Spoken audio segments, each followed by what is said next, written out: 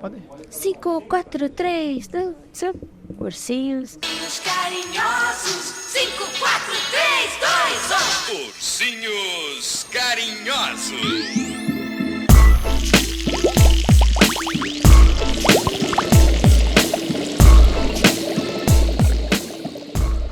Sejam muito bem-vindos a mais um episódio do Pastelaria Podcast, podcast oficial da Spectra. Com vocês aqui mais uma vez, Natan. Ao meu lado, Maria. Eu, Maria. Tudo bem? Maria Ultramar. Faz tempo que a gente não grava, inclusive. Nossa agenda agitada. Nossa. Mas estamos aí. Vamos ver se a gente ainda lembra como faz isso aqui. Se a gente ainda faz um bate-papo. E quem nós temos na mesa hoje para... Hoje temos as deusas do Labs. Hoje o episódio vai ser como... Eu vou deixar a Iris falar, Iris, do que é o episódio de hoje. Não, mas hoje qual a que é gente tá no quadro... Isso. Qual é o quadro? Hoje estamos mais uma vez no quadro Papeando com Spectra, e não só com Spectra normal. Podcast Spectra normal. Não, hoje não é normal. Não é normal. Não é normal. Hoje nós temos aqui... Quem temos aqui ao nosso lado, Maria? Quem teremos? É uma raridade aqui, né, nessa mesa. Faz tempo. Mas, de vez Desde o em ano quando, passado. Celebridade é difícil, você tem que... Essa celebridade está retomando. Ela está tem que agendar. Tem que agendar. Ela está retomando a mesa do podcast desde o ano passado. E é a primeira participação dela em discussão de paper. Exato. Que é o Papeando, certo? Estamos aqui com Carol. Falando? Carol Gracino. Carol Gracinha. Carol Gracino. Não é tão chique assim, gente. Não sou tão celebridade assim, não. Lógico que é, gente. É a deusa. Quem faz Labs com a gente sabe que... Já recebe e-mail da Carol, Então, da Carol, olha, certeza. essa é a carinha com quem que atende vocês aí. Isso, exatamente. Discute com vocês sobre os Labs, né? E a Iris também, né? A Iris já foi responsável pelo projeto há muito mas tempo. Continua sendo. É da força. Na Spectra a gente nunca passa Abandona, né? A gente nunca muda de área. Nunca a gente só vai agregando. Acumulando. Só agregando. Mas vocês já viram provavelmente o tema do episódio de hoje, mas só para introduzir, hoje a gente vai discutir sobre Labs. Recentemente saiu uma publicação muito bacana, falando sobre a comparação entre as indústrias, então fazendo uma pesquisa ali, um benchmark, né, entre as indústrias e como elas determinam os seus PDS. E é muito interessante a gente discutir esse tema, por isso que a gente trouxe aqui, porque existe uma variabilidade de resultados, existe uma forma não harmonizada de desenvolvimento e de elaboração dos relatórios, e quanto mais informação desse tema a gente consegue ter acesso, melhor para a gente ter certeza que a gente está no caminho certo, não só a gente, mas como a sociedade científica. E mais importante é tentar harmonizar os conceitos, o modo como a gente elabora os relatórios, certo? Que é um tema super importante hoje em dia, principalmente para a indústria farmacêutica. Mas, claro, existem também outras abordagens para indústrias de alimentos, existem outras abordagens que a gente vai encontrar, cosméticos e tudo mais. Mas hoje a gente vai falar sobre esse paper e daqui a pouco a gente explica, fala o título e tudo mais. Certo? Certo? E esse episódio é imperdível para quem trabalha com validação de limpeza, com gerenciamento da qualidade, compartilhamento de áreas produtivas e também para os reguladores, né? Que estão aí no front avaliando todos esses estudos em diversas empresas, enfim, diferentes, feitos por toxicologistas diferentes. Então a gente vai tratar um pouquinho de todas essas diferenças aqui hoje. E eu também queria aproveitar e dizer sobre isso, que hoje o foco principal vai ser na determinação do Labs, né, do PDE. A gente não vai entrar em contato diretamente da matriz de validação, de como você elabora a matriz. Inclusive, se você quer ver alguma coisa sobre esse assunto, se você tem alguma dúvida, eu vou deixar aqui, o Leandro vai ter trabalho pra caramba nesse episódio, que vai ter um monte de imagem e tal, mas já vai começar com um card passando aqui pra vocês, de um episódio que a gente gravou há um tempo atrás com a Jamila, que é a nossa parceira da QS Pharma. E aí, nesse episódio, a gente dá um foco principal à matriz de validação, como você determina, como você elabora a sua matriz e como você determina os seus piores casos. Exatamente. Então, para quem trabalha com contaminação, com validação de limpeza, super recomendo esse episódio para vocês, certo? Então, antes da gente começar, Leandro, quais são os nossos recados? Vamos falar despacio. Falando lentamente para o nosso público mexicano, por favor. Habla en español. En todos nosotros, todo nosso público mundial. Perfeitamente. Perfeitamente. Exato. Então, Leandro, qual que é o primeiro lembrete que a gente faz pra galera que tá assistindo a gente? Este podcast é de... Gente, peraí só um minutinho. Precisava tirar uma foto, gravar você com esse microfone na mão. Eu achei Aqui chiquérrimo. atrás das câmeras. Eu Carol, falei, faz um- quando o Natal faz um take. o Lê, eu falei, meu Deus, ele tem que levantar e correr pra aquele microfone, mas daí Tá ele sentadinha aqui, ó. Ele tá preparado agora, o Leandro tá preparado agora. O primeiro recado é: este podcast é um oferecimento da Axion Research. Começou pela Axios, então, hoje, o lembrete? Ah, que paga nós. Axios ficou chique a Axios. Eu então. fui vendido pelo capital, né? Entendi. Aí pagou, eu falo primeiro. Ô, Sérgio, minha garrafinha, tá? Exatamente. Faz um mês que você prometeu a minha garrafinha. E Exatamente. a gente espera então. que os nossos telespectadores e ouvintes também tenham recebido aí. Não, inclusive eu recebi mensagem de pessoas que pediram um brinde. Então você que fez, que assistiu, se você não Tira uma assistiu, foto, marca nós. vai lá no episódio porque o Sérgio fez uns desafios para vocês que são clientes da Axios e tudo mais. Vai lá e pede a sua garrafa, pede a sua caneta, seu caderninho, porque ele Caneca falou que aí, ia mandar. Ah, não, essa A caneca caneca. aqui, é que agora ela tá sem a tampa, né? Mas ela... Nossa, Ela tem termômetro, ela né? é- Ela tem termômetro. E a promoção é vitalícia, ele não deu prazo. E ele me mandou mensagem com foto de pessoas já pedindo. Então, mas eu não recebi várias. Então pode ser que ainda tenha oportunidade para você que tá assistindo a gente agora. Exato. Corre lá, manda mensagem pro Sérgio, fala: Sérgio, quero minha garrafinha. Quero minha garrafinha. E 10% de desconto, ouvindo o podcast. Mas se ele vai dar o 10% ou não, a gente não sabe, mas fala. Só não esquece de pedir o padrão também. Tem que pedir o padrão para ele, Exato. porque só pedir a garrafa não vai receber, infelizmente. O segundo recado, não menos importante, é se você ouve a gente no Spotify, vai lá em cima, na esquerda ou à direita, dependendo se você é um Apple fã ou um Android fã, vai na caixinha lá, vai abrir pra você avaliar, dê 6 estrelas pra gente. Só tem 5, mas dê 6, tenta. Tenta lá. Não. Segue lá a gente, dá 6 estrelas. Vai no YouTube, segue a gente no YouTube, assina a notificação pra receber, comenta lá o que você quer. Se você quiser algum episódio específico, vai lá no Instagram e comenta nas postagens lá no Instagram, que é Spectra Soluções Científicas. Fala: eu queria sobre nitrosaminas, é a única coisa que eu sei, tá? O comentário com mais curtidas vai ser... Exatamente. escolhido. vai ser escolhido. E a gente monta o tema aqui, porque é isso que a gente faz. Também, aí, a gente vai pro outro lado agora. Nossos amigos do canal, ó. Spectra Soluções Científicas no YouTube, no Instagram e no LinkedIn. Pastelaria Podcast Oficial no YouTube e no Spotify. Se você plataformas de áudio. é no seu agregador de podcast preferido. Preferidos. Ok. Eu posso dar uma cutucada no Pastelaria Podcast? Pode. E dizer que não tá no YouTube Music. Não E tá? é o que eu Mas por que não assino. tá? Leandro. É porque pergunta não. Pra você. A gente trabalha aqui por música, mas não é uma música, né? Vamos tentar colocar, se deixar. A gente vai tentar Porque ver. o YouTube tem o próprio podcast. Vamos tentar ver isso, Leandro. Vamos tentar. Foi pra você, ó. Vou fazer isso agora enquanto vocês gravam aí. Tá, e aí? Pronto. E Então, o terceiro? segue a gente lá. Obrigada. Segue a gente. Hã? Segue a gente lá, faz tudo bonitinho, ajuda, porque é importante que vocês sigam a gente, avaliem a gente, para saber se estamos no caminho certo, ou estamos fazendo coisa errada, ou tem um conteúdo que vocês não gostam. Então, é muito importante o feedback de vocês.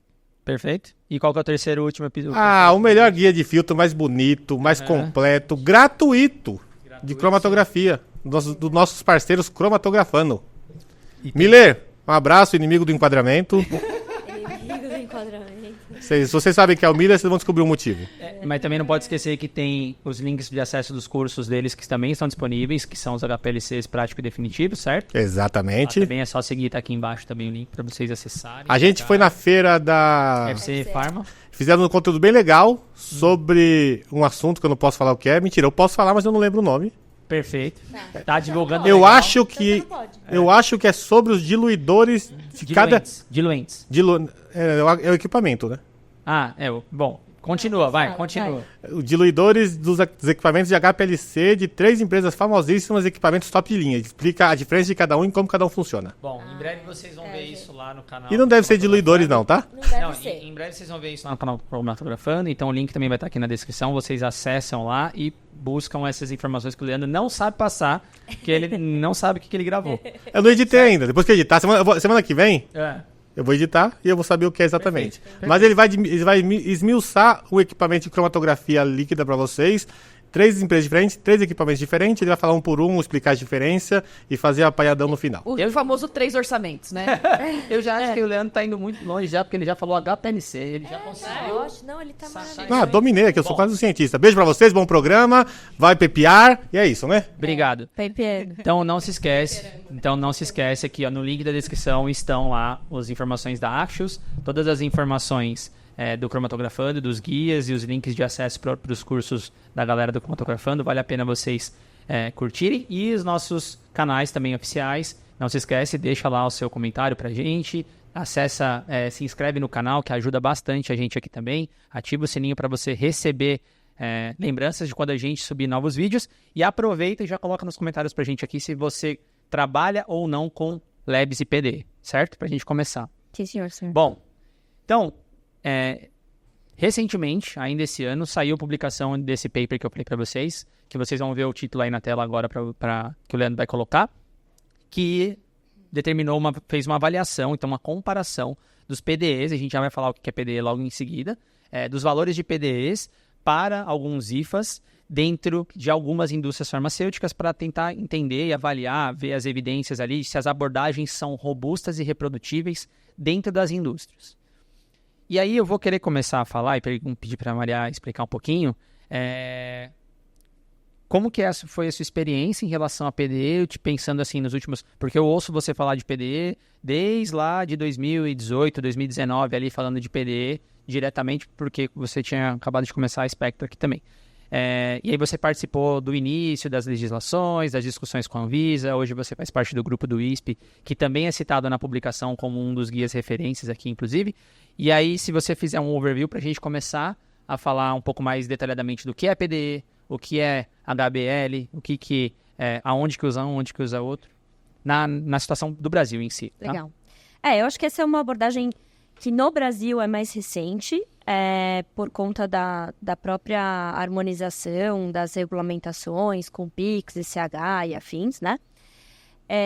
Mas a gente utiliza esse conceito que é muito, que tem como como berço aí a toxicologia, para garantir a segurança no compartilhamento de áreas produtivas, né? E isso foi uma regulamentação, a de BPF, né, que foi publicada em 2019, revista em 2020, 2020 e 20 ou 22, a 658. 658 eu acho que é mais recente. Eu vejo. Acho que é 22, porque ela só foi revisada da 301. 301, As regulamentações... 658, 30 de março de 22. 22. Então, essa é a mais recente, né, a revisão da pós-publicação. E trouxe um benefício muito grande para as empresas que antes tinham que segregar a produção de várias classes de medicamentos diferentes, né? Então, antineoplásicos, de hormônios e afins, a gente tinha que segregar. Hoje em dia, a gente pode produzir nas mesmas áreas produtivas que outros medicamentos que não são classificados como tão perigosos, né? A única classe que ainda fica segregada são os beta-lactâmicos, porque a gente tem uma questão toxicológica ali que ainda não foi desenvolvida. Mas acho que é um caminho ainda que se tem. De qualquer forma, essa discussão que no mundo é mais antiga, aqui no Brasil relativamente recente, mas nem tanto, porque até o prazo de transitoriedade para a educação já foi no final do ano passado, né? Mas o que a gente faz é avaliar a toxicidade dos ativos produzidos nas linhas, né, dentro das indústrias, e definir um limite que vai garantir que qualquer exposição a essa concentração, por exemplo, numa contaminação cruzada, não vai acarretar em nenhum efeito desse medicamento por toda a vida, né? E aí, eu lembro, e até hoje, acho que até esse próprio paper traz, apesar dele focar bastante em PDE, mas a gente sempre falou disso como PDE. Mas que, na verdade, não é obrigatoriamente PDE. PDE é um tipo de limite, uma abordagem que a gente usa para definir esses limites. Então, o que a gente gosta de falar e o que internacionalmente se fala são limites de segurança, né, baseados em saúde. Limites de exposição baseados em saúde, o famoso LEBS, que em inglês é HBEL, ou HBL. Vai, continua. Vamos continuar.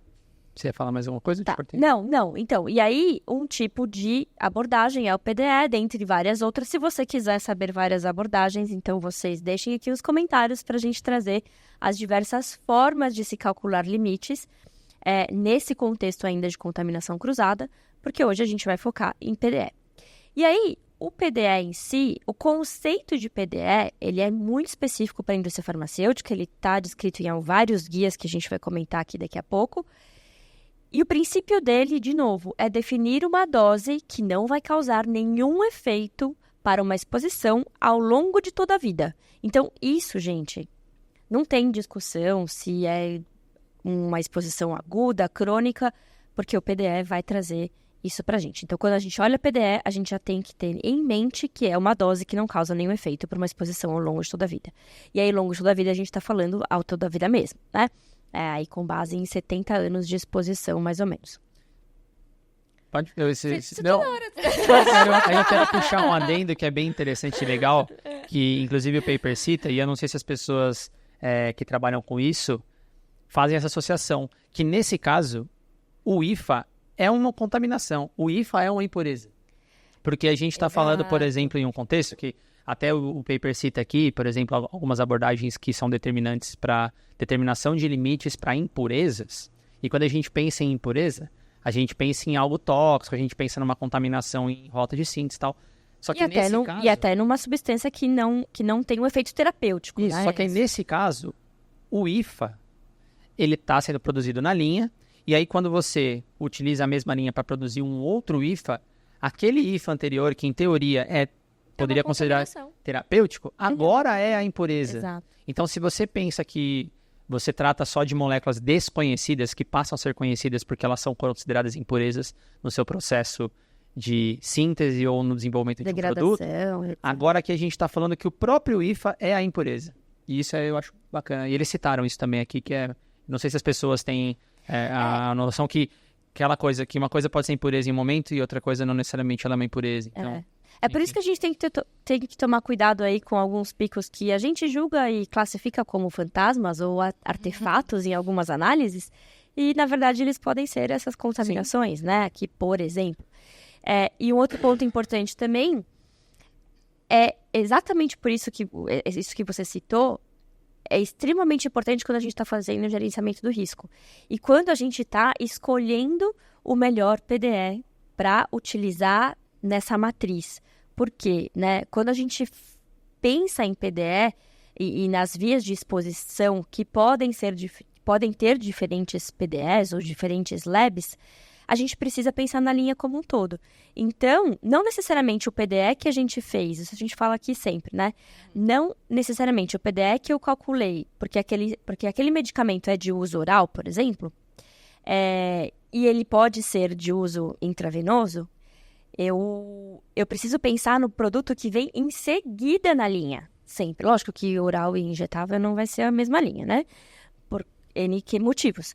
Mas eu preciso ter noção de que eu vou utilizar o valor, né, esse limite que a gente está definindo, para a via de exposição do produto que vem em seguida na linha. Exato. Então, esse já é um conceito... Exato. Esse já é um conceito extremamente importante na hora que a gente está fazendo todo esse estudo de contaminação cruzada, porque quando a gente vai definir PDE ou LEBs, a gente vai olhar para as características do produto. Então, as vias de exposição possíveis daquele ativo, né? Mas o que eu vou usar na prática não necessariamente é a via de exposição clássica, mas sim alguma outra via de exposição a depender que vem depois, que vem em seguida na linha. E falando um pouco, na verdade, é justamente de forma muito semelhante, que é por isso que o PDE também precisa garantir a exposição ao longo de toda a vida, né? Então, que é isso? Exato. Seu medicamento, ele pode ser de uso agudo, mas o que vem da próximo linha, não. pode não ser. Então, por isso que a gente tem que determinar esses limites que, né, contempla de uma forma geral todas as possíveis Perfeito. durações da exposição. Perfeito. Não, então, antes da gente falar exatamente quais são os guias que se baseiam isso, que mostram, pelo menos alguns exemplos, porque a gente tem poucos dados na literatura descrevendo casos reais das indústrias, como que se cria ou não, como se determina, mas a gente tem alguns guias que mostram certos tipos. Então, alguém quer palpitar qual que é o guia? Eu só vou fazer um adendo até, porque vai entrar nesse assunto, que se você ainda não viu um curso de Labs da Spectra, Valida PDE! eu falei da PDE, está fora do ar. Não, está fora do ar. perdão. Mas você pode pedir. E a gente coloca ele aí, disponibiliza. Claro, de novo. Mas geralmente a gente tá sempre nos cursos do ISP, junto com a QS Pharma, com a Jamila aqui. Então temos aí 16 horas de curso, se eu não me engano. Então fiquem atentos aí também às páginas do ISP, aqui eu fazendo uma propaganda. Sem a ISP pode patrocinar também a gente, não brincando. Mas vou fazer também uma quero o PDE, o Valida PDE no De ar. volta, tá bom. Enfim, Se alguém pedir... façam as suas manifestações e quem sabe a gente coloca isso de volta, né? Porque é um curso bem legal que vai falar bastante disso que a gente Vai falar de modo vai mais trazer aqui detalhado. hoje. Isso. Então, quais são os guias que a gente consegue encontrar exemplos de como se determinar um PDE? A gente... Bom, eu acho que o conceito de PDE surgiu no ICHQ3C, né? Que cuida Perfeito. sobre solventes residuais. Perfeito. Tem vários exemplos lá, inclusive. Tem vários exemplos. Inclusive, sempre quando precisa de um PDE para alguma coisa, né, vamos, por exemplo, tratar de impureza, lembra que o ICHQ3C Já pode... calculou. Já calculou. Você Não, se for para solvente, está praticamente todo Já lá. tá tudo pronto. O O ICHQ3D de impurezas alimentares também traz esse conceito. Tem algumas pequenas mini diferenças. O M7 tem alguns O exemplos. M7, verdade, mas não é PDE, né? Mas... Sim, mas tem alguns Mas o limites. M7 pode ser. Pode ser também PDE. E tem mais algum? É isso. Aí vem outros guias que são Complementam. mais gerais, né? Não, mas- Então, a próprio a 658, 658. né? De 22 da BPF que Claro, exige não podemos esquecer. isso, óbvio que Brasil. é a dona de tudo. E aí as nossas referências principais, que são os guias da EMA, da agência europeia, e PIX, né? Eu acho que o PIX é uma boa referência que traz ali na prática, até com recomendações para os reguladores mesmo, né? Auditores e afins, ele traz bastante, acho que é o 53, enfim, tem alguns guias do PIX dedicados a esse tema. Então a gente estava falando, a gente falou de PDE aqui algumas vezes, mas o que significa a sigla de PDE? Que Permitted Daily Exposure. Isso. E qual que é a definição de PDE? É uma dose específica de cada IFA, né? Que não, Que não causa eu nenhum falei, tipo de efeito. Você falou de isso? toda a vida, eu falei. Ah, tá. Então ao longo de toda a vida. Uma coisa importante que eu sempre falo nos cursos também é que existem duas abordagens que são iguais. PDE, porque a EMA fala sobre PDE e traz esse conceito, e tem o ADE, que a FDA, né, ou FDA, traz, que na verdade é exatamente a mesma coisa. Eles trazem nomenclaturas diferentes, mas a forma de calcular é a mesma. Então, quando... Nossa. Desculpa! Foi fofo demais! Ai, Cira, não, tava ruim aqui. Foi tipo a sobrancelha que ela geralmente reclama quando tá grande, só que dessa vez tá feita, então ela não precisava ter... Pode reclamar. Que tinha um Vamos lá. pelo pra fora.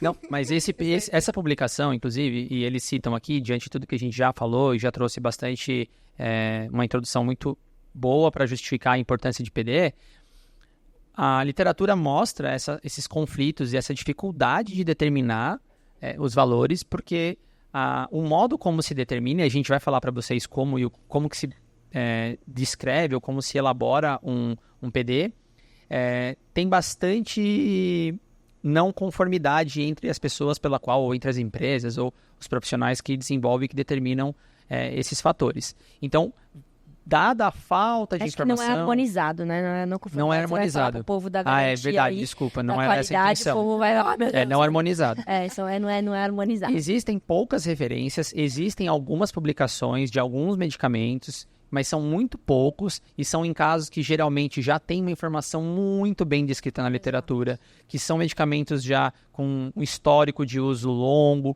Então, é difícil você interpretar essas informações e, portanto, o paper, nesse caso, como a gente falou no início, o objetivo dele era, através de uma colaboração entre várias indústrias farmacêuticas, tentar avaliar como foi calculado ou como é calculada a abordagem, como é desenvolvida a abordagem de cálculo de PDE por cada indústria e conseguir captar essas variações e tentar, através da interpretação das variações, entender aonde é a variabilidade que cada profissional ou que cada companhia, que cada empresa imputa no cálculo. Isso é muito legal, assim, desse paper. Você quer falar? Eu ia, na verdade, roubar a sua fala, que você gosta bastante de dizer sobre isso. Que realmente essa questão da variabilidade que existe, né, entre os valores de PDE é porque a gente traduz um efeito biológico, né, em um cálculo matemático. E justamente, né, traduzir só em número, usando os fatores de ajuste sobre as incertezas, é realmente totalmente... não é totalmente arbitrário, mas tem um certo grau das suas, né, variabilidades. Então, é justamente por isso, na verdade, não só por isso, mas uma das justificativas do porquê que pode surgir realmente PDEs diferentes, por exemplo, na mesma molécula, é que a gente está tentando traduzir em número aquilo que, na verdade, é observado em efeito mesmo. Então, realmente não é algo muito fácil de ser feito. Dada, inclusive, as informações disponíveis que você tem para avaliar o risco de uma coisa ou não. E o que eu acho muito legal desse paper é exatamente... ele traz a diferença real que existe entre as diferentes visões, conceitos, enfim, a gente vai falar de todas as variáveis que impactam essas diferenças, e que no final, quem vai se deparar com essas diferenças são os auditores, né? São os avaliadores desses relatórios, porque são essas pessoas que vão conseguir fazer esse comparativo entre as empresas.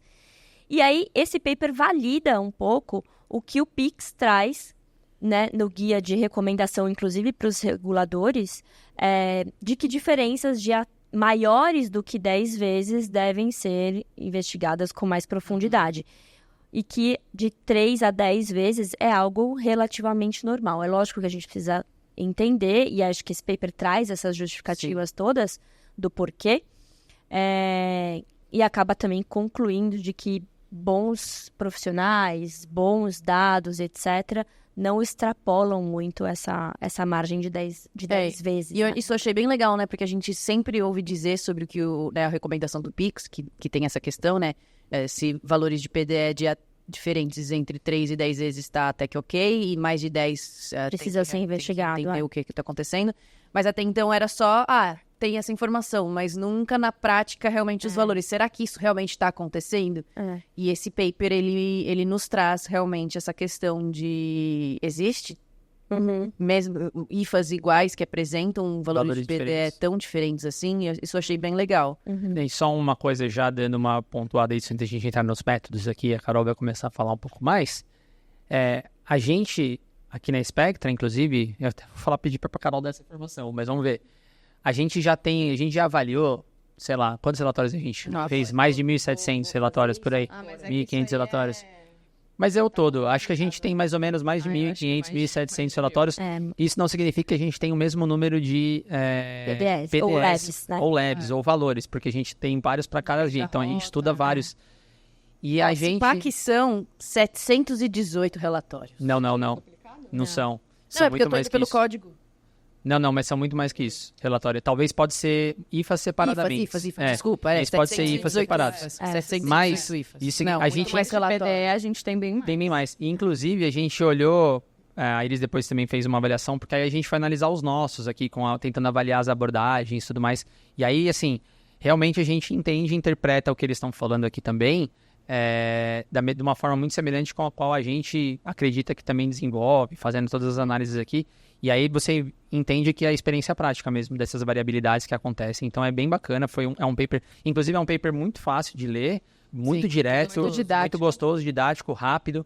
E te dá uma informação muito bacana. Então, já que a gente estamos mastigando aqui para vocês, queridos. Então, já que a gente já começou, Carol, vamos começar a destrinchar que a parte mais importante, inclusive, eu acho, do vídeo, antes dos resultados, é como que eles fizeram essas análises. Então, primeiro tópico é como que eles determinaram os método, PDEs. né? Como é que foi o método? Na verdade, acho que primeiro tem que falar quais foram as moléculas que eles separaram. Tá né? bom. Então, a gente ainda vai explicar o porquê que eles separaram especificamente essas 5 moléculas, mas eles separaram olodipino, hidroclorotiazida, metformina, morfina e omeprazol.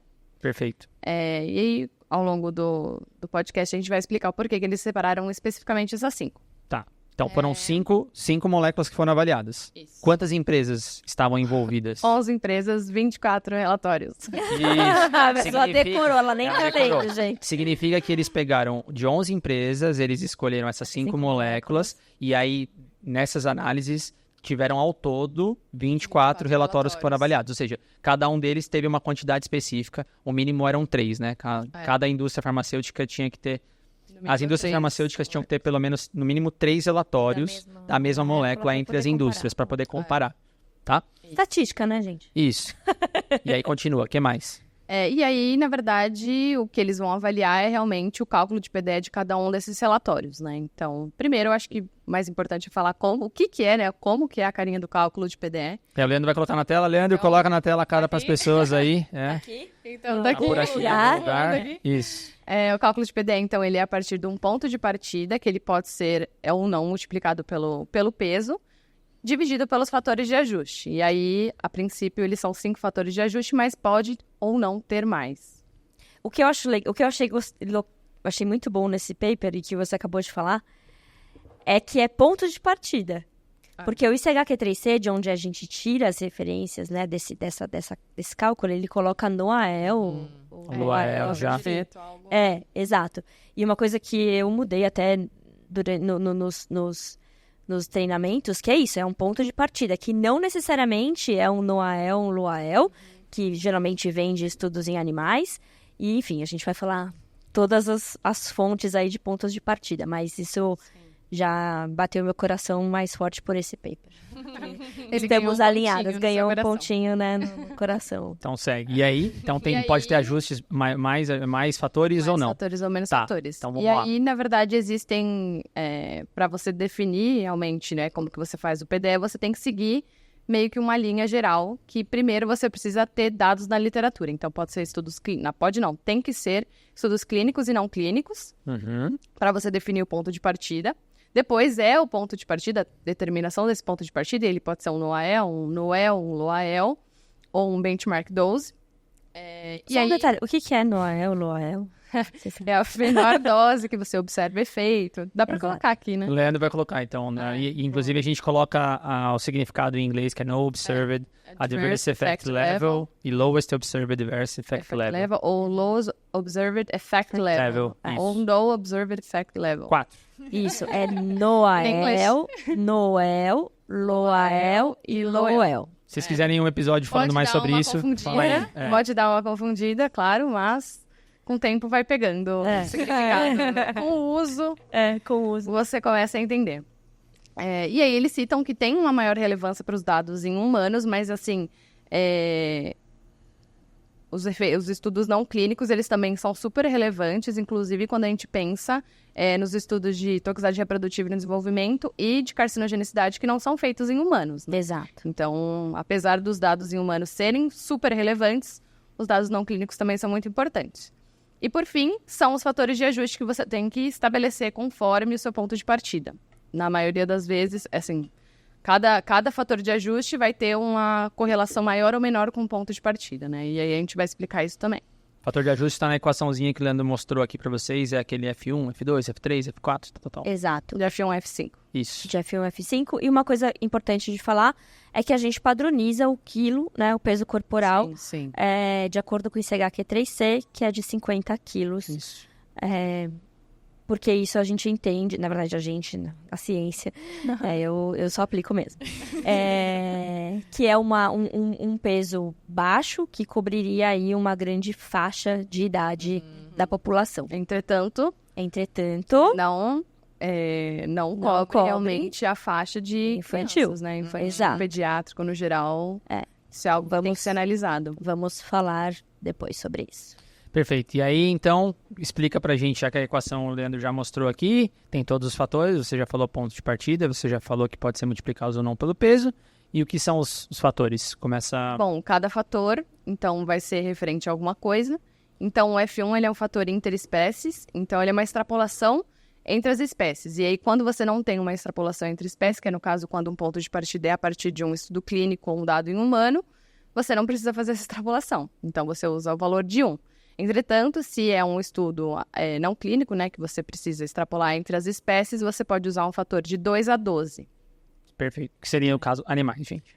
E só um pouco mais específico em relação ao F1, ele considera as diferenças alométricas existentes entre a espécie que está relacionada ao ponto de partida e o humano. Então, que a gente entende que não é essa relação, né, de todos os parâmetros de farmacocinéticos, principalmente de distribuição, não estão relacionados apenas ao quilo dos animais. Ele considera a superfície de área corporal. Então, por isso que a gente precisa desse fator de F1 para entender realmente o quanto que uma dose em animais, por exemplo, corresponderia a dose em animais e os seus efeitos decorrentes corresponderiam à dose de exposição relacionada ao humano. Exato. F2? O F2, ele é o fator de intraespécies, então ele vai avaliar a variabilidade entre os indivíduos, né? E aí, esse fator ele pode aplicar já em relação à sensibilidade da molécula, né? Então, você pode...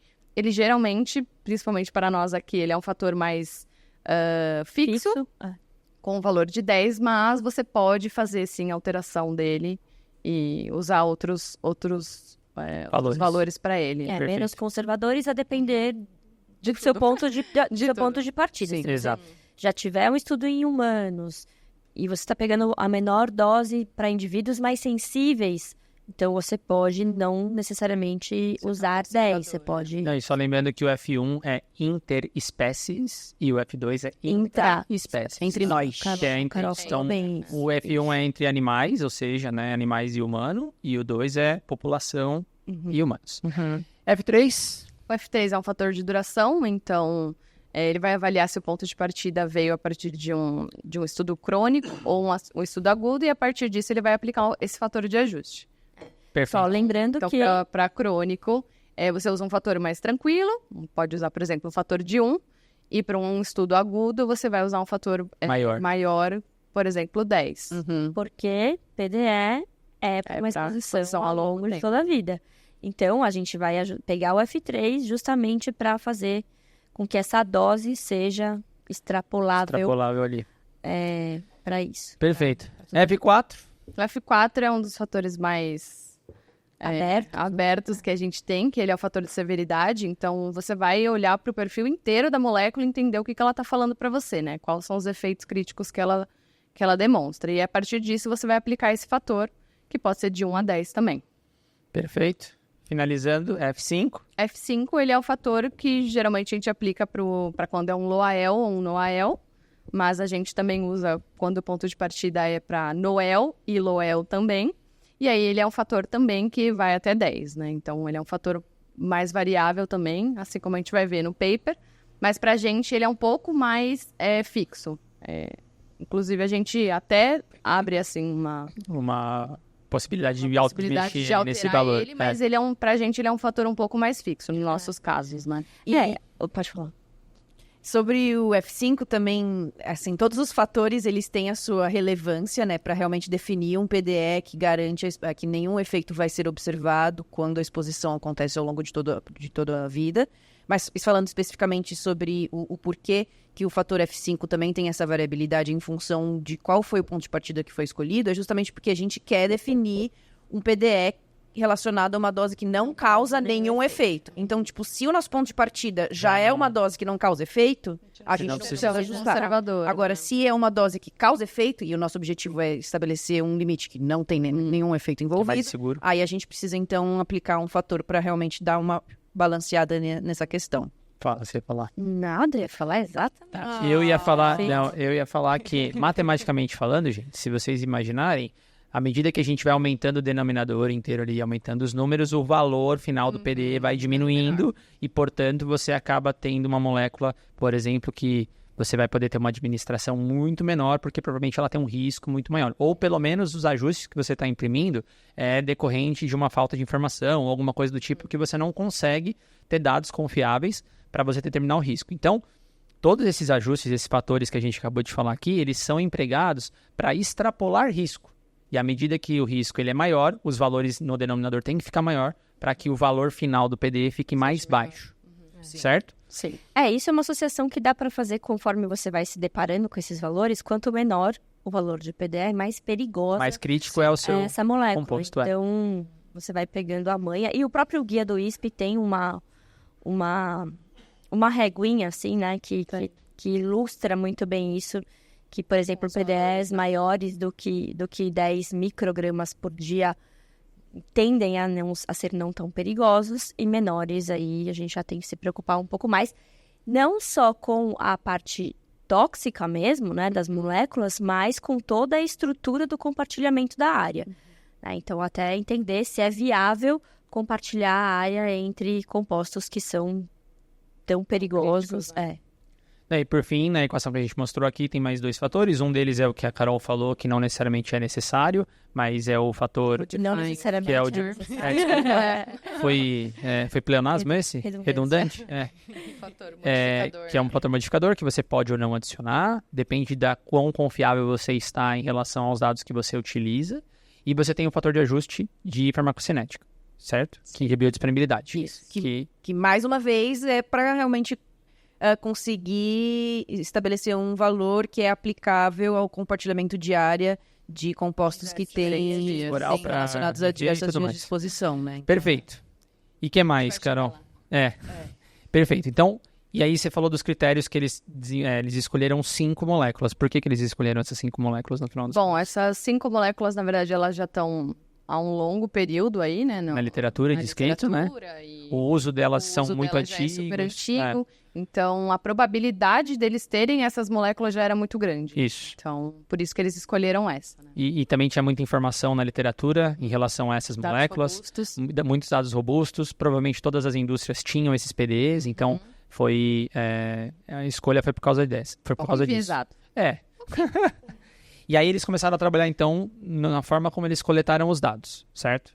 Como que eles coletaram os dados, Carol? Você falou inicialmente que o importante ali era o PDE, mas para determinar o PDE que a gente falou, tem várias informações. E aí, como que eles produziram isso na coleta? Vamos lá. A gente tá na mesma página. Então, tá na 14, não é? Isso. Vamos lá. Eles coletaram como, no final das contas? Eles criaram uma série de informações, fizeram uma tabela que eles compartilhavam. Então, o mecanismo de ação, a indicação, então, a farmacologia, os dados não clínicos, dados clínicos, o ponto de partida... Tá em inglês, né? É ponto de partida, que seria as doses. Os fatores de ajuste, incluindo esses fatores adicionais. Se tiver ou não, né? O modificador em relação à biodisponibilidade e os valores de PDE em micrograma por dia. Perfeito. Porque aí, a partir disso, eles fizeram avaliação e comparação direta, então, dos pontos de partida, para ver se os pontos de partida eram os mesmos, uma vez que pode ser selecionado pontos de partidas diferentes, já que eu tenho dados em humanos, dados não clínicos, que eu tenho mecanismo de ação diferente, então eles poderiam ter escolhido os pontos de partidas diferentes. Eles foram comparar também os fatores de ajuste, ou seja, se os valores foram dados diferentes entre si para as mesmas moléculas, considerando, inclusive, que o ponto de partida foi o mesmo ou não. Então, isso é bem interessante. E no final, claro, eles comparam o valor do PDE para poder saber se o PDE está maior ou menor e diferente entre eles, certo?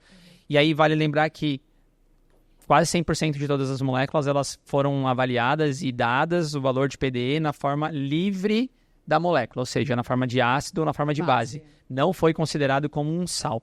E eles citam que se o PDE for determinado como forma de sal, você tem que fazer ajustes depois para a determinação do fármaco livre.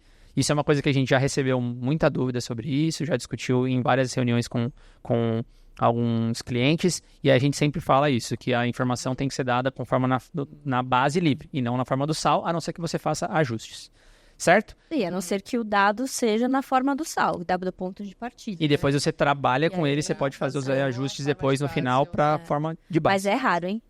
É bem raro. Na verdade, às vezes eles nem falam, né? Não fala o qual que é o sal. dado. Se é o sal ou não. né? Exato.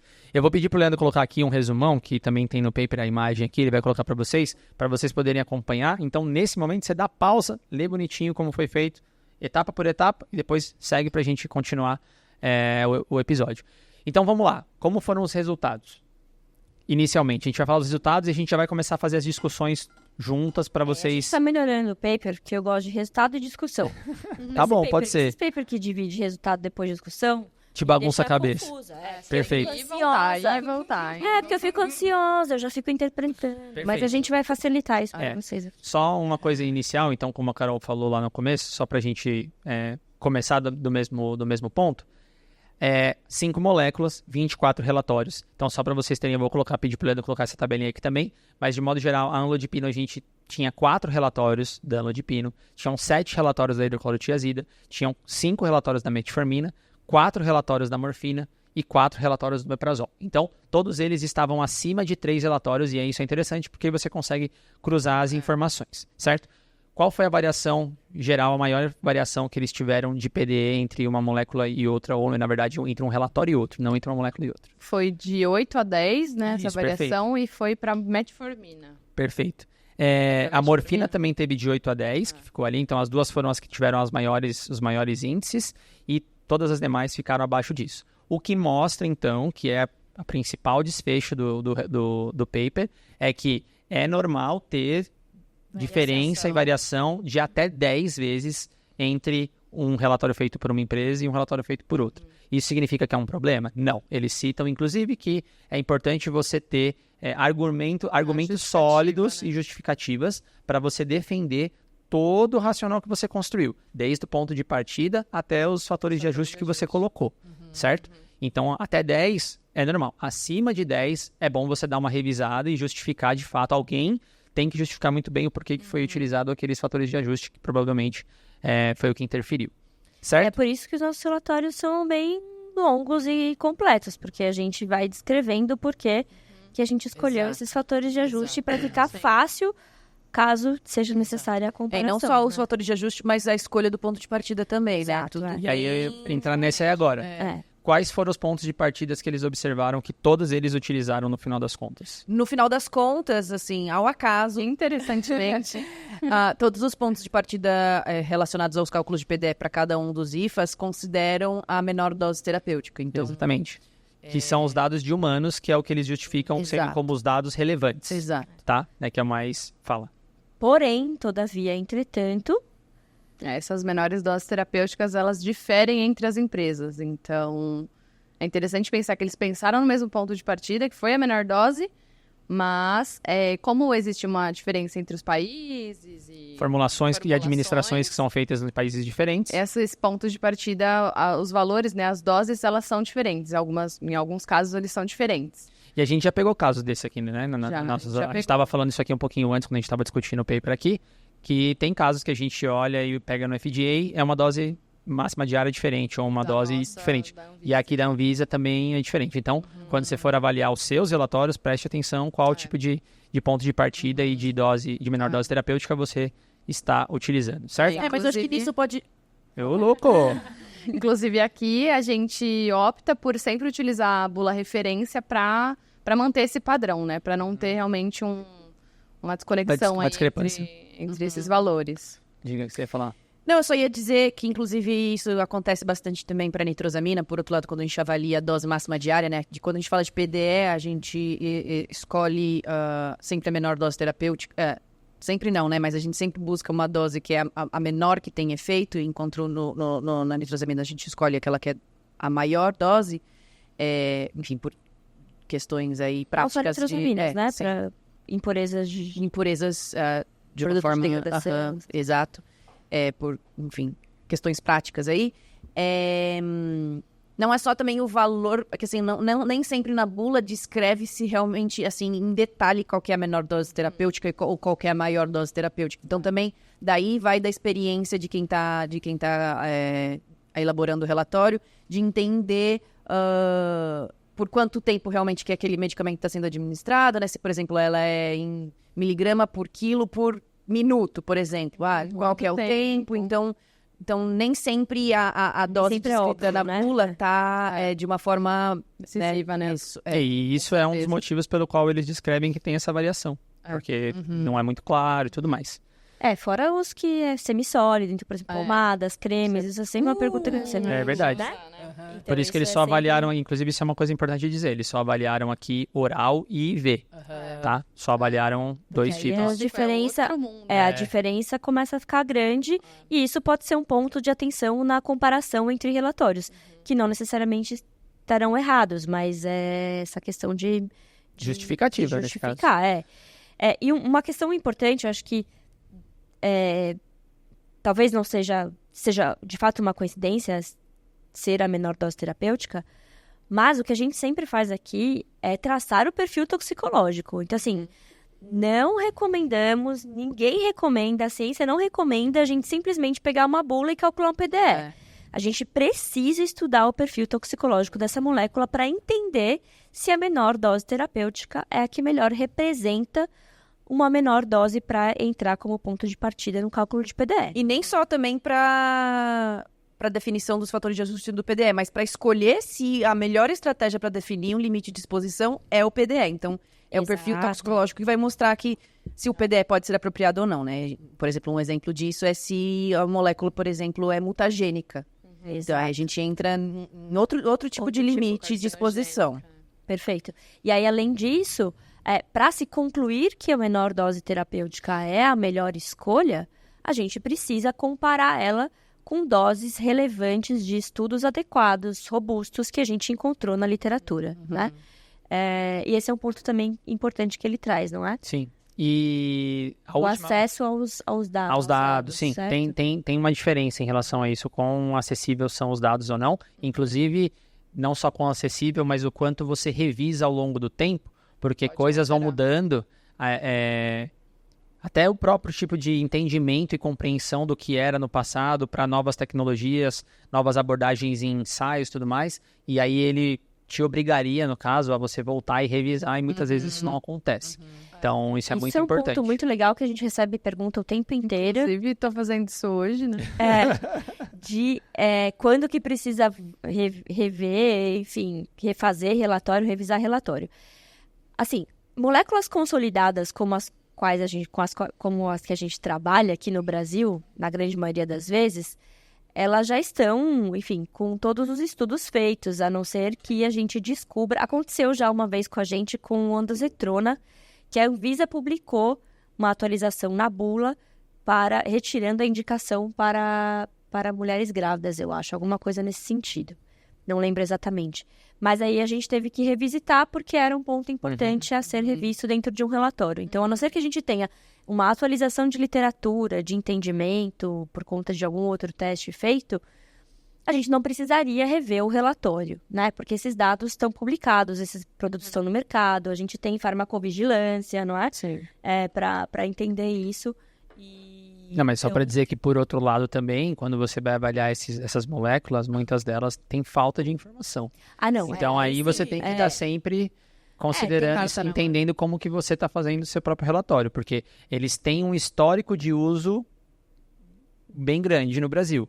Mas, por outro lado, eles não têm os dados que a gente está mostrando aqui, que vocês podem ver no paper, que são dados muito bem descritos e determinados, e médios e tudo mais. Então, tem essa correlação também. E acho que isso que também determina essa Isso. coincidência também de ter sido usada a menor dose terapêutica, né? Que essa é Perfeito. uma dose que ela está consolidada na literatura. Pode Sim, ser que sim. o perfil não clínico, por exemplo, Não esteja. não esteja, mas a menor dose, ela existe, e o produto estando no mercado significa que essa menor dose, ela...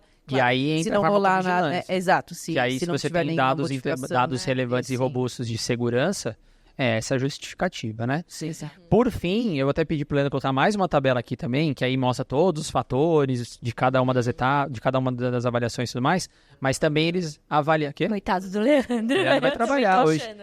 E aí tem todos os fatores de ajuste, que também é um outro ponto relevante, onde eles encontraram algumas diferenças. Então, até a Iris falou, todos os pontos de partida foram do mesmo... da menor dose terapêutica, mas os fatores foram diferentes como esperado. E aí, quais foram os fatores que foram diferentes e quais foram os fatores que foram iguais? Os fatores que foram iguais, então, devido realmente ao ponto de partida, foi o F1, né? Que, então, a gente tá saindo de um ponto de partida em humanos, então todos eles utilizaram 1, porque você está extrapolando... Você, na verdade, não está extrapolando, né? Está de diretamente... humano para humano. E o F3, que é da duração. Então, todos eles utilizaram o mesmo fator de 1 para o F1 e o F3. E aí, o F2, F4 e F5, eles alteraram. Então, Foi variado. foi variado isso. Então, isso que a gente vai discutir cada um deles, né? Exato. Legal.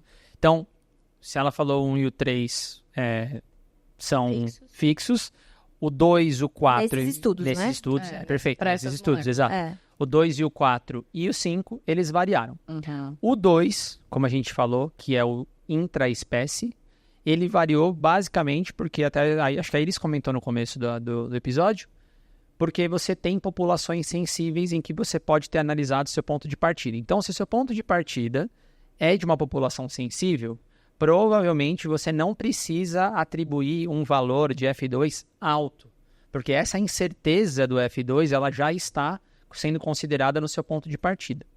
E aí, automaticamente, isso faz uma variação. Inclusive, eles até citam uma correlação, inclusive, de F2 F5 e F5 F2, tá? Porque tem a ver, o F5 também tem a ver com o ponto de partida que você escolhe. Automaticamente, se o F2, se você está com uma população sensível e o dado é robusto, você também não precisaria utilizar uma relação muito alta no F5, então você consegue fazer esse balanço, certo? Sim. Alguma coisa que eu não falei do F2 que eu deveria falar? Ou... que basicamente foi isso, Eu certo? queria comentar alguma coisa que, na verdade, não tem a ver com PDE, mas que tem a ver com limite de segurança, é que os guias que definem o cálculo, por exemplo, de OEL, também consideram essas variabilidades entre Perfeito. os humanos e trazem também ele também traz esse conceito sobre a variabilidade que pode existir entre os humanos, porque quando a gente está falando, por exemplo, de trabalhador, a gente entende que a população é um pouco mais restrita, assim. Uhum. Tem normalmente uma faixa de idade meio que constante. Mais controlado, né? Então, É só dizendo que o OEL é limite de exposição ocupacional. Exato, Tá bom? A Iris entrou aqui a gente para fica algo... falando limite. e É, esquece exato. do- Algo muito parecido, só que para um contexto diferente, aplicação E diferente. eles entendem também essa questão. Então, por se tratar de um grupo um pouco mais parecido, o OEL também traz essa questão de não precisar ser tão conservador no fator de intraespécie. Legal. Perfeito. E aí, o F4. O F4, a Carol falou no começo, que é onde tem a maior quantidade de dúvidas e problemas, e como vocês viram na tabela que o Leandro colocou aqui, é onde realmente gerou a maior diferença de interpretação entre um e outro. E aí, aqui é muito claro... Super compreensível isso. É muito claro que cada um determina, cada toxicologista ou profissional que está realizando isso, acaba determinando o que é mais ou o que é menos. E eles citam aqui, inclusive, que é importante você sempre avaliar a severidade do resultado do estudo, ou seja, do risco de toxicidade, então quão severo é, e a frequência que isso acontece nos seus estudos, considerando tipos de dose. Inclusive, se a dose ela está sendo considerada em doses em animais, por exemplo, acima da dose terapêutica, isso também faz diferença, ou se está dentro do que seria a dose terapêutica de um ser humano. Faixa terapêutica. Da faixa terapêutica. Porque muitas vezes, se a dose é muito alta e você observa Isso é um clássico. aquele efeito, você sabe que a dose terapêutica não é essa, então automaticamente aquele risco não necessariamente representa, mas eu estou falando isoladamente, um desfecho. Tem outros desfechos que você tem que considerar. E por isso, mais uma vez, que é importante um perfil toxicológico bem estabelecido, pra gente Concordo. conseguir... Eu acho que o F4 é um fator que mais é impactado pelo perfil toxicológico. Com certeza. Ele quase nada tem a ver com o ponto de partida, né? Porque às Ele vezes... vai ver a molécula como um todo. Exato. O F4 é um fator que você precisa entender o quão perigosa é essa molécula para você utilizar ou não. Então, assim, a maioria dos fatores, eu acho que todos os fatores, exceto o F4, ele está relacionado ao ponto de partida, né? Agora, o F4, não, ele pode não estar. Porque você já escolheu uma dose que provavelmente não causa nenhum efeito, ou causa um menor efeito, e assim por diante. mas ainda assim você sabe que aquilo pode causar alguma outra coisa. Então, efeitos adversos, né? A própria menor dose ainda vai vir com efeitos Tem que adversos. analisar isso também. Né? Então, afinal de contas, Em estudo clínico Ativos. também analisar se teve efeito adverso ou não no estudo clínico. ativos farmacêuticos, né? Medicamentos é risco-benefício, gente. Sempre tem um risco atrelado, que, claro, sempre vai ser menor do que o benefício, por isso que é um medicamento, mas ainda assim a gente busca algo que não causa nenhum efeito. Então, F4 vai precisar ter esse perfil toxicológico traçado. E eu diria ainda que talvez, não contribuindo não só com a parte de severidade e frequência, eu colocaria ainda aqui uma variável que é a experiência do toxicologista. Por quê? Quanto mais experiente, mais, assim, criterioso no sentido de entender o que é uma robustez de estudo, né? Como o estudo é bom, qual que é a fonte, quais são as revistas, enfim, isso é uma coisa que você vai dentro da ciência, né, no dia a dia, pegando esse nível, né, de esses critérios todos, requisitos para definir e concordar ou não com estudos, isso vai impactar o F4. Porque se você, de fato, está seguro que esse dado é robusto, que você tem todas as informações, que o perfil toxicológico ele foi traçado diante de dados confiáveis, né? E de acordo com a luz do entendimento atual, você não precisa necessariamente pesar a mão. Né? Então, acho que algo que seria para, inclusive, complementar com o que você falou, de que nem sempre o F4 vai estar relacionado só com o ponto de partida, é pensar nos estudos de toxicidade reprodutiva no desenvolvimento. Né? Exato. Então, são estudos que eles não são feitos em humanos. Ninguém vai pegar lá uma moça grávida e dar de propósito um comprimido para tentar entender o que acontece, né? Então, são estudos não clínicos em animais. E aí, se você observa algo ali no animal, numa dose que ela é referente, né? Ela está ali entre a faixa terapêutica, você pode levar isso em consideração. Exato. Porque pode vir a acontecer realmente algo nos humanos, né? Então, não necessariamente o ponto de partida vai ser aquele, no estudo não clínico de toxicidade reprodutiva e desenvolvimento, mas se o seu ponto de partida, se sua análise inteira avalia que pode ter um risco ali, você pode levar isso em consideração no F4. Perfeito, Carol. Perfeitíssimo, assim. E acho que até por isso é tão severo essa questão de reprotox, né? Toxicidade reprodutiva no desenvolvimento, que o F3, o exemplo do ICHQ3C, é só sobre isso, né? Ele só traz esses exemplos. E não é só esses exemplos que a gente precisa levar em consideração. Isso precisa ficar claro, que às vezes as pessoas falam, mas eu não tenho nenhuma referência de F4. É porque você é livre, meu amor, né? Só que a sua liberdade, ela vai estar diretamente relacionada. Eu lembrei da Rita Lobo que fala isso. Que é a Ídala. Beijo, Rita. Corta pra ela. Corta pra ela, Rita. Olha aqui, ó. Claro. Eu conheço o poder do brasileiro de conseguir chegar até a pessoa, Rita. né? Galera, Meu sonho. Marca a Rita Lobo. Ai, meu sonho, Rita, maravilhosa. Então, você é livre, meu bem, para fazer o que você quiser. E isso vai estar diretamente relacionado à sua experiência. Então, não tem experiência? Pesa a mão. Tá confortável? Se garante... Justifica. Exato. E só puxando isso do F4 e mostrando os exemplos, ele cita 2 exemplos aqui dessa diferença. Um caso é para hidroclorotiazida, que eles falam que algumas empresas foram mais conservadores, ou seja, meter a mão, como a Maria falou, pesou a mão ali, justamente porque tem algumas características de hipersensibilidade, de efeitos fotossensibilizantes, além do IARC ter determinado recentemente que eles são moléculas possivelmente carcinogênicas, mas outras indústrias não consideram ela carcinogênica porque os resultados de ensaios genotóxicos são negativos e já tem caracterizações determinando que o risco de carcinogenicidade é baixo. Então tem essa diferença de informação da hidroclorotiazida e para a morfina também, a mesma coisa, só que aí focado justamente nos estudos de toxicidade e desenvolvimento.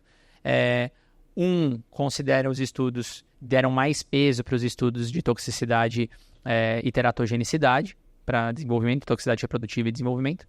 Outros consideraram esses resultados não tão intensos, mas consideraram alguns efeitos do sistema nervoso central e que, portanto, os valores não eram os mesmos. Então, aí você vê as diferenças dos fatores de ajuste no F4. E, mais uma vez, por isso que é importante definir direito o perfil toxicológico para conseguir entender mesmo qual que é a relevância, por exemplo, desse desfecho de reprotox que é identificado num composto, qual que é a relevância dele quando a gente trata quando a gente traduz essa dose num efeito em humano. Então, é sempre importante sempre correlacionar, né, a dose que causou um efeito toxicológico numa espécie não clínica com aquelas doses que são utilizadas na terapêutica. Então, realmente é relevante aquele desfecho que foi observado num estudo não clínico? É relevante para o humano? Porque se não for, aí mais uma vez, F4 não precisa talvez considerar aquele desfecho como significativo. Agora, se realmente foi identificado um efeito reprotox, por exemplo, uma espécie não clínica, em doses que se assemelham àquelas que são utilizadas na clínica, aí F4 muito provavelmente vai ter um pezinho lá a mais. Só puxar um gancho disso, inclusive, é que esse é um dos grandes desafios que se tem das abordagens atuais de segurança dos 3Rs e das abordagens de novos métodos alternativos, que é você fazer a transferência exata do resultado do animal para um ser humano. Então, você pode se equivocar com isso, porque não necessariamente você viu o resultado no animal, ele vai ser diretamente relacionado para o ser humano. Então, fica nessa... E acho que também, de novo, precisa entender quais são as suscetibilidades das espécies, né? Porque isso, exatamente. Qual o modelo... um efeito reprotóxico, uma espécie não clínica em doses semelhantes ao humano, não necessariamente significa que em humano também vai acontecer. Isso era muito comum no passado. Isso era muito comum no passado, onde não era preconizado os guias exatos, e aí o modelo animal não tinha essa preocupação. Tem os clássicos, né? O exemplo animal era só preocupado com a resposta, e não preocupado com a translação para ser humano. E vice-versa, né? Porque talidomida é o caso de que a gente não vê em animal e só vê em humano. Então, acho que essa atenção precisa... Isso é realmente um grande... Você ia falar alguma coisa? Esse problema. Eu ia falar... A gente está falando aqui da questão da exposição e severidade, mas eu queria só trazer um exemplo da questão da frequência. Porque quando a gente está falando de PDE...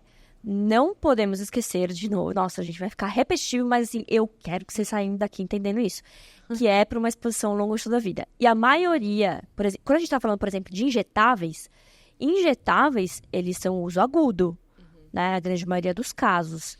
Então, a grande maioria dos casos não são exclusivamente, tá? E aí, quando a gente vai fazer um PDE, a gente precisa levar isso em consideração, porque vai ter uma frequência diferente. Só que o produto que vem em seguida na linha, sei lá, vai que é uma insulina, por exemplo, e aí pode ser uso crônico, né? E aí, às vezes, os estudos de carcino, então carcinogenicidade, só são estudos longos, né? Com uma exposição praticamente ao longo de toda a vida. Então, é importante olhar também... Quando eles falam dessa frequência, é também sobre isso. Também. Por quê? Porque, óbvio, pontualmente, você pega uma menor dose terapêutica de um produto que é uso agudo, pode ser que você não veja a carcino.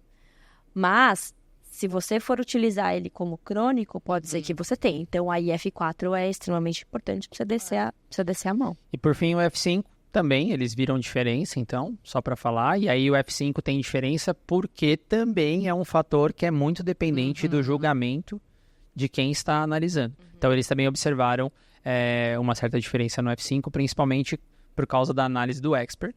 E aí, de acordo com a confiança que eles tinham nas informações anteriores e dos estudos que a gente falou para vocês. A última parte que falta, a gente já fez um wrap-up praticamente do paper inteiro para vocês, só falta uma parte que houve o uso da extrapolação de diferentes rotas. Então, eles calcularam pontos de partida, labs para PD, na verdade, para via oral e para intravenoso. Então, eles utilizaram ponto de partida de uma via para outra via. E aí, eles também encontraram a diferença. Certo? Sim. Por que eles encontraram as diferenças? Eles seguiram guias diferentes, na verdade, né? Então, eles seguiram esse HQ3D, que daí eles recomendam os fatores de 100, 10, 2 e 1. Isso. E aí, baseado no aumento da biodisponibilidade, então eles falam que se você tem menos que 1% de biodisponibilidade, você vai usar um de certos fatores, Isso. entre 1 e 50% o outro, entre 50 e 90 outro, e maior que 90 outro. Então tem uma faixa que você vai adaptando de acordo com a informação do seu do seu IFA. Então, a partir disso, você utiliza um fator novo. Mas para isso, seu precisa composto. ter dados de biodisponibilidade. Você precisa ter dados de biodisponibilidade confiável. Né?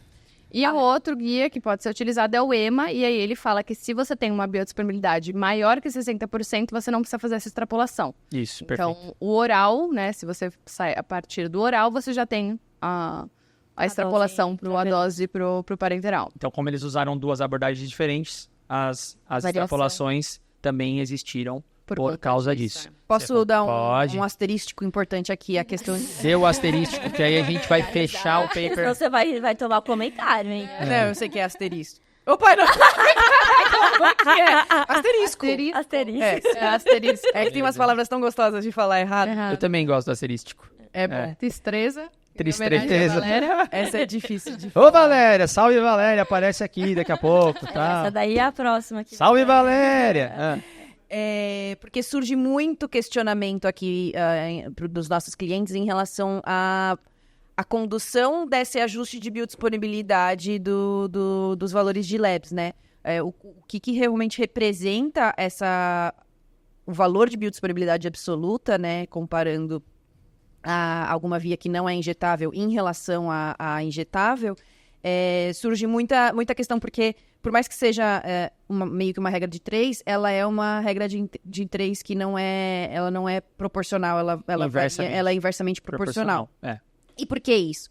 Porque realmente, mais uma vez, né, como a gente está tratando de contaminação cruzada num contexto que a gente pode compartilhar a linha produtiva de medicamentos relacionados a vias de exposição diferentes, a gente precisa garantir que, por exemplo, se um medicamento que na verdade só tem aplicação oral vai estar contaminado com injetável, na dose que esse medicamento... Ao contrário, né? Ou... Se um produto que você produzido injetável, você tinha feito anteriormente um oral... Ah, isso.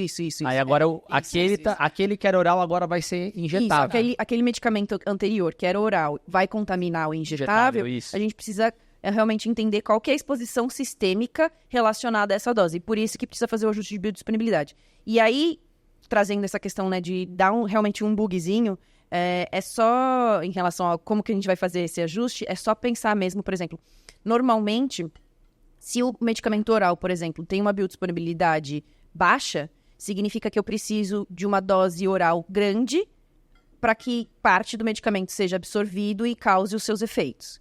Então, se eu parto, por exemplo, de uma dose da menor dose terapêutica para um cálculo de PDE, essa dose oral, ela está relacionada realmente já considera essas questões, né, das diferenças de exposições entre as vias relacionadas.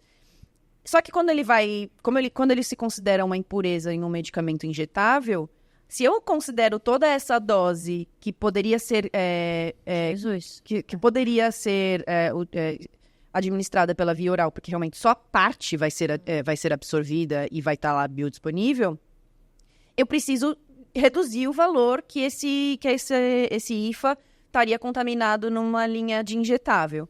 Então, por isso que a gente divide pelo valor da biodisponibilidade para chegar nessa questão, né, de oral para injetável, por exemplo, para reduzir o valor do LABS, porque agora a gente considera que mais todo exposto. ele vai estar 100% biodisponível. Isso, exato. E aí a gente fecha, eu vou querer fechar com 3 coisinhas, vamos ver se vão ser só 3. Deixa eu fazer um Faça. parênteses. Faz. Infelizmente não tem palavra errada, é só parênteses mesmo. A gente tá falando muito de IFA aqui, porque são compostos ativos, but é importante saber que PDE a gente calcula para qualquer contaminante, né, da linha, área produtiva e assim. Então, detergentes, agentes de limpeza, os negócios todos que vocês põem aí na linha, a gente precisa calcular PDE, tá bom? Ou LABS, vai saber. Era isso? É só um adendo. Não, tá bom. Parei. Para fechar, 3 coisas do paper que ele fala é que muitas vezes eu até vou pedir pro Leandro colocar mais uma figurinha aqui para vocês, que é Nossa, Leandro, coitada, trabalhar. a conformidade total do que significa o PDE e como ele é caracterizado, quais são as influências e os fatores. E o fato é que tudo isso que a gente falou dos fatores de ajuste, ele é uma somatória de coisas. Então, tem várias contribuições aí que a gente acabou não falando, por exemplo, como bioacumulação, os próprios low-AL e no-AL, a gente não entrou em detalhe muito específico como que se caracteriza e tudo mais, mas tem uma série de informações que você tem que ver como todo e não necessariamente fator de ajuste por fator de ajuste. Você tem que entender todas essas informações para você chegar num LABS, num PDE mais bem seguro, ou melhor, né? Mais seguro para a determinação do seu produto. Então, eles deixam isso claro, porque você não pode olhar individualmente, você tem que olhar como um todo. Todos eles estão relacionados. Todos eles estão relacionados entre si e tem essa relação. Se você tem um ponto de partida específico com dados seguros, você não necessariamente tem que pesar a mão em um fator. Ou se você usou um fator, você pode entender que esse tem uma relação com um outro fator. Então, você vai fazer o balanço sempre. E é também Isso é muito por importante. isso que o uso e a seleção de diferentes pontos de partida tendem a ter valores parecidos, né? Porque você vai fazer esses ajustes. Então, é crítico a escolha do ponto de partida? Mas mais crítico ainda é o uso dos fatores de ajuste. Então, assim, a gente está falando de uma molécula que vai ter os seus efeitos e as suas características, e o seu perfil toxicológico. Então, independentemente do ponto de partida, em teoria, a gente tem que ter aí limites parecidos no fim, né? Exato. E aí eles mesmos falam que tem limitações, o trabalho tem limitação, então por isso também eu gostaria de deixar claro aqui, esse trabalho tem limitação, muito mais porque está relacionado com as moléculas que foram determinadas, visto que todas elas possuem dados na literatura, históricos, como a gente falou, de segurança são longos, muitas indústrias possuem os mesmos produtos, então automaticamente você consegue ter informação sobre isso, mas isso focado muito em indústria farmacêutica, não foi interpretado e não foi analisado nenhum tipo de dado de outros tipos de indústria, como cosmético ou de alimentos que a gente falou aqui. E isso, inclusive, é uma crítica minha, eu estava falando aqui com vocês antes, porque fica evidente que todo mundo consegue utilizar o mesmo ponto de partida e tudo mais, mas eu queria ver se fosse pegar molécula que não tem dado correto, assim, não tem dado quantidade de dados disponíveis, porque aí a gente ia ver pontos de partida completamente diferentes. E aí, Valores de PDE que realmente poderiam até ser mais. ultrapassar Aí eu queria ver isso. E outra questão aí também trazendo podcast que acho que já foi ao ar. Nessa questão, assim, se a gente não tem dado robusto, a gente, por exemplo, vai partir de uma estratégia de read across para determinar o limite. Se não tem dado, uma empresa escolher uma molécula para fazer o read across e outra escolher o outro, também vai ter diferença. aí Tem muita também. diferença. Exato. E isso é o ponto que eles não trazem aqui, eles não citam isso, mas eles citam, como eu falei, essa questão das 5 moléculas, da literatura ser bem descrita, mas eu gostaria de ver os dados de uma comparação em que a gente pega moléculas que realmente têm poucas informações, porque aí eu acho que a variação iria ser grande, mas a gente ia ver como que seria abordado todos esses E as quesitos. justificativas, né? Eu acho que o impacto disso Não, sim, com certeza. Provavelmente é muito importante, né? Porque você consegue entender se aqueles fatores de ajuste fazem sentido ou não. Se Exato. está bem justificado, então... Eu particularmente adoro fazer uma boa Eu justificativa. gosto de fazer também. E aí, As minhas ficam grandes. não, e aí, finalizando mais uma dessas questões de limitação, ainda que eles falam, é que existe diferença entre trabalhar com uma molécula que é antiga para uma molécula que é inovadora. Exato. Então, inovadores provavelmente vão ter muito mais dados e muito mais informações completas do que moléculas antigas. Inclusive, dessas 11 empresas que a gente está falando aqui, a maior parte delas não eram empresas que fabricaram, que descobriram os IFAs, desses 5, né? desses 5 que a gente está falando, mas é das 11 companhias. Sim, né? sim. Mas tinha um que sim, que era o responsável pela referência, vamos dizer assim. E aí, quando analisaram o PD dessa indústria, que eles esperavam que poderia ter uma variação grande, porque eles tinham todos os dados necessários para registro, eles observaram que não, e que estava ali no meio também da mesma faixa, o que comprovou que a abordagem está dentro de um intervalo aceitável, que é essa variação de 10 vezes, certo?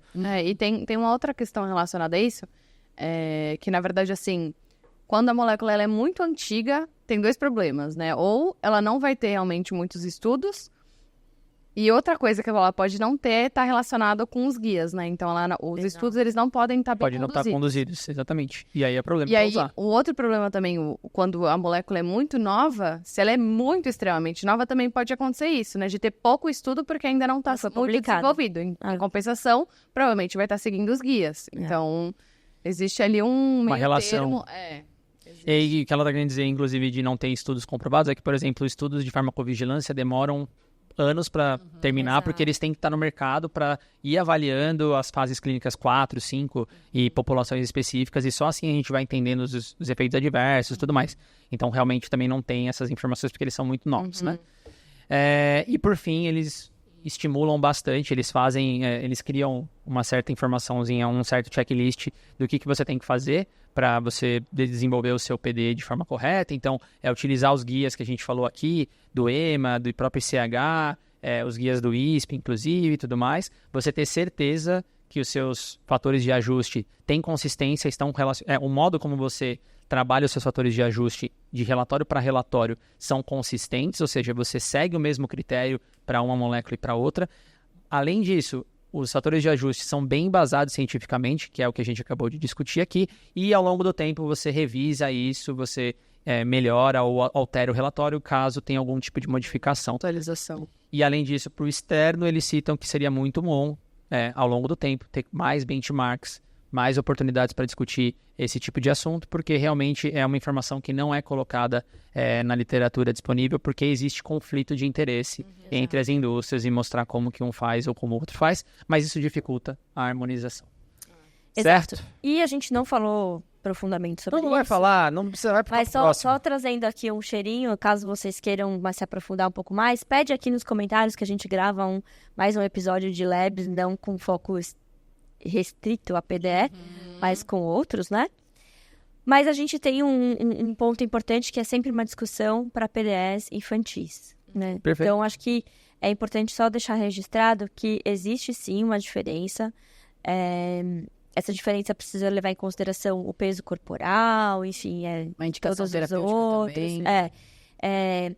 E a gente entende aqui, como Spectra, a gente não tem dados, nenhuma regulamentação, né, Carol, que traz... Mas tem algum estudo ou outro já meio que avaliando isso, né? E Exato. que vai de acordo com o que a gente acredita também. Sim. Que é para ser diferente, Sim. né?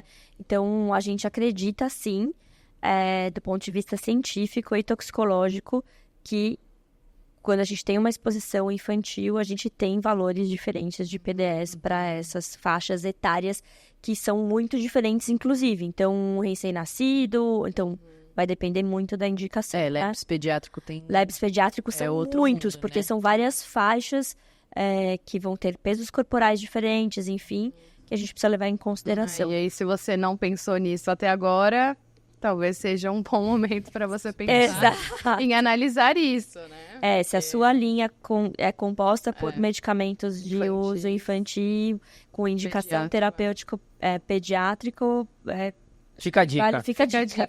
Fica a dica. Pode ser que em algum momento isso seja um problema para você. Exato. Fica a dica. Então, acho que é isso. A gente falou basicamente tudo que o paper concluiu, discutiu, a abordagem, os métodos. Alguém quer falar mais alguma coisa e contribuir ou estamos satisfeitos? Não sei se a gente poderia... não sei se isso pode dizer O quê? da gente. Pode. Não sei. Quer não, falar? Lógico, elas estão todas orgulhosas aqui. Os nossos valores, né, enfim, mas só citar que da mesma forma que foi engraçado que todos os pontos de partida deles, né, dessas 5 moléculas que eles separaram, foram todos os mesmos, que foi a partir da menor dose terapêutica, só um nosso, né, foi a partir da menor dose terapêutica, nosso ponto de partida, e isso, né... Não, e mesmo assim, Os valores foram os parecidos. valores são parecidos. Então, de novo, Para a diferença, 50 vezes já falei isso. Um perfil toxicológico bem estabelecido, mais uma vez, demonstra que não existe um valor certo ou errado para ser usado e que, como a Maria falou, né, a depender do ponto de partida, você vai usar fatores de ajustes diferentes. Mas todos os nossos foram de PDE também, isso é importante dizer. Exato. E que realmente a gente, né, trabalha com os fatores de ajuste a depender do ponto de partida e do perfil toxicológico, que entendo que a gente também avaliou da mesma forma que eles avaliaram. E que eu achei bem legal isso, porque realmente eu já sabia, né, sobre essa questão dessa necessidade de que os valores de PDE da mesma molécula, feitos, enfim, por empresas diferentes, poderiam ter até essa 10 vezes de diferença. Claro que, assim, era esperado, né? Porque, né? Ah, meu Deus. Foi mal, hein, gente? Gente, oh, meu Deus do céu. Mas eu achei legal que, assim, considerando os nossos valores também, eles agregando os nossos valores de PDE nos valores de PDE apresentados por esse estudo, Os nossos também, bateram ali. também batem e também eles estão estão dentro dentro dessa até diferença o 10, de 10 vezes. Nossa, nossos dados nesse benchmark seriam maravilhosos, que ia desviar de tudo que eles fizeram, mas inclusive concluir tem a ali mesma coisa. uma crítica a fazer em relação ao euprazol, né? Que tá nada conservador esse valor aí. A gente é mais... Eu só queria dizer Pesa que a gente não citou isso, mas é uma coisa que o paper fala, que vale a pena como uma boa prática, você, como a Iris estava falando aqui, não a gente, como a Carol acabou dizendo, que a gente tem praticamente os mesmos pontos de partida que todos eles, só um caso que não, e aí a Iris falou, mas isso demonstra que a gente conseguiu ainda, inclusive, colocar o valor dentro da margem que eles também utilizam. E aí mostra que uma boa prática que eles também citam aqui é você fazer PDE de várias formas, utilizando diferentes pontos de partida, para que você analise os seus dados e interprete-os da melhor forma possível. Então, não necessariamente, como a Maria falou, você tem que pegar a bula, menor dose, acabou e foi lá e pronto. E também não Não é assim. necessariamente o menor PDE é aquele que vai ter que ser usado pro Exatamente. molécula. Então, Você não precisa ser tão conservadora, né? Então, é importante você avaliar de várias abordagens, porque aí você vê o macro que eu falei, Leandro, coloca a figurinha antes da gente sair, última vez, que você vai ver o macro como um todo e como eles interagem entre si. Certo? Uau! Fechamos. Esse aqui a gente Ai, tava PDE devendo. mora no meu coração. A gente tava devendo. Ah, mas eu vou esse. perguntar aqui. Eu A espero que pergunta não vocês quer- compartilhem, tá bom? Porque isso aqui precisa chegar. A pergunta aqui não quer calar. Carol, Oi. como foi? Muito bom, muito bom. Isso. Agora você convence a Valéria pra ela dar um salve aqui na próxima. Tá bom? Convence ela. Deixar o tempo dela. Convence ela. Foram só 2 anos pra Carol, praticamente? Não, pô, eu já participei. É verdade, Não é tire esse meu É mérito. verdade. Um ano. Só reforçando isso, já que o Natan trouxe. Bom, vocês sabem, né, que eu gosto muito de trabalhar com você e foi muito gostoso estar do seu lado no podcast discutindo. Dá um zoom ali, Leandro. Bota o coraçãozinho. Isso. Então é isso. Recadinhos, não se esqueçam. Na descrição do vídeo, Axis Research, acessa lá o link. Cobra do Sérgio, desconto e cobra a garrafinha do Sérgio também. Os nossos parceiros cromatografando também, os links estão lá, guia de filtro, guia de coluna e os links para os cursos que eles disponibilizam e todas as nossas informações das nossas redes sociais também estão lá. Então segue a Spectra. Aonde que tem que seguir a Spectra? Instagram e LinkedIn, Spectra Soluções Científicas, Pastelaria Podcast, YouTube, Spotify e seu agregador de podcast predileto. Exato. Então não se esquece de se inscrever no canal, deixa seu comentário, dá o like, ativa o sininho e encaminha para alguém que essa informação aqui ficou muito boa. Melhor episódio de PD que eu já ouvi. Não, porque não existe, né? Pode ser. Pode ser. Mas pode ser. eu uso dizer que se tiver outros, o nosso ainda vai ser. Então, Mas eu também vou aproveitar o gancho da Iris aqui, dizendo que foi maravilhoso ela. esse episódio. E essa equipe, gente, é só orgulho, viu? então Coração até chora. como o pastor dizia, que o acaso favoreça as mentes mentes preparadas e que alguma das informações que a gente falou nesse episódio seja... Garanta a que você- segurança da sua produção. Pode ser também. Pense no PDE infantil. Até o próximo episódio. Tchau! Arrasaram!